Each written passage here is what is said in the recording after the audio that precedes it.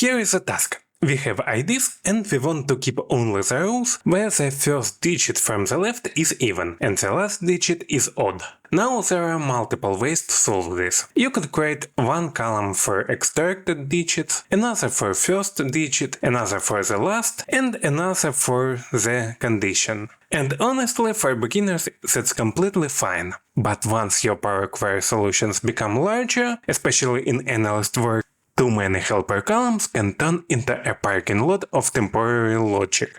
Right now I will create a new column, add column, custom column, and now we will build the logic step by step. That's why let-in expressions become surprisingly useful. Not because they are advanced, because they help humans read the logic, including future you. First of all, we need to isolate the digits, only digits.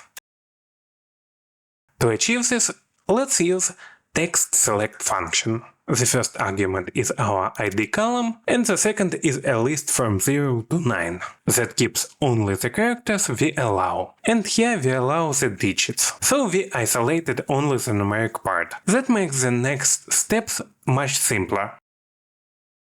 Now let's grab the first digit. I will use number from and text.start functions. Text.start function takes the first character and number from converts it into an actual number. The value type in Power Query can be crucial, and trying numeric functions on text values, that's a bad idea. Power Query will absolutely complain about that, and very loudly. Next, let's get the last digit. Same idea. Text.End takes the last character, and again convert it to a number.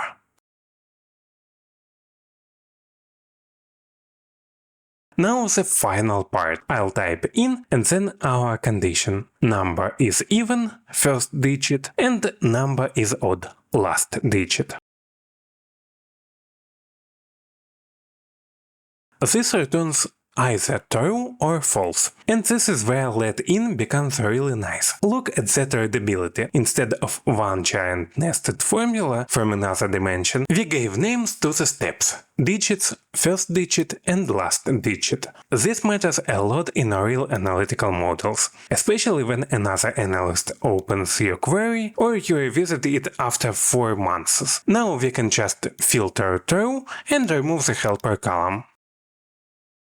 But wait, why not replace everything directly inside Table.SelectRows? Because actually we can, and for production queries this is usually the cleaner solution. The logic stays inside the filtering step itself and everything is self-contained. So today's takeaway is not really about odd or even numbers, it's about using let-in to organize thinking, especially when multiple intermediate steps exist and logic becomes layered. If the logic becomes more complex, readable code scales better than smart code. See ya!